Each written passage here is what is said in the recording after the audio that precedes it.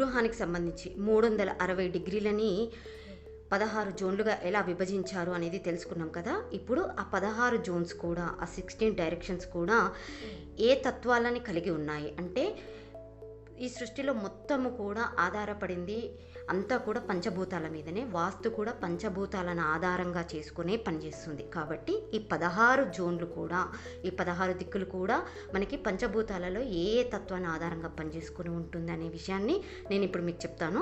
ఇక్కడ చూడండి, north west అంటే ఉత్తర వాయువ్యము, నార్త్ ఉత్తరము, నార్త్ ఈస్ట్ ఉత్తర ఈశాన్యము, నార్త్ ఈస్ట్ ఈశాన్యం అనేది జలతత్వము అంటే వాటర్ ఎలిమెంట్ని కలిగి ఉంటుంది.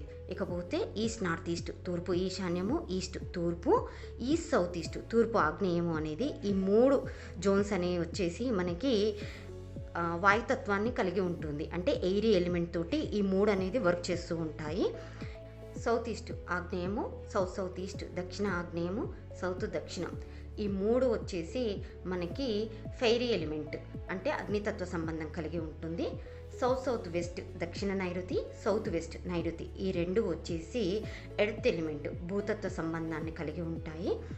వెస్ట్ సౌత్ వెస్ట్ పడమర నైరుతి, వెస్ట్ పడమర, వెస్ట్ నార్త్ వెస్ట్ పడమర వాయువ్యము, నార్త్ వెస్ట్ వాయువ్యము ఈ 4 ప్రదేశాలు అంటే ఈ 4 జోన్స్ కూడా మనకి స్కై ఎలిమెంట్ అంటే ఆకాశతత్వాన్ని కలిగి ఉంటాయి. ఎప్పుడైతే ఒక వాస్తు దోషం ఎలా ఏర్పడుతుంది అంటే, ఈ 16 దిక్కులకు సంబంధించి ఏదైతే యాక్టివిటీ అంటే పనులు చేస్తామో, ఏదైతే ఆ తత్వానికి వ్యతిరేకమైనటువంటి రంగులు వాడతామో, షేప్స్ ఉపయోగిస్తామో వాటికి సంబంధించినటువంటి దోషం ఏర్పడడం వల్ల వాస్తు దోషం అనేది ఏర్పడుతుంది.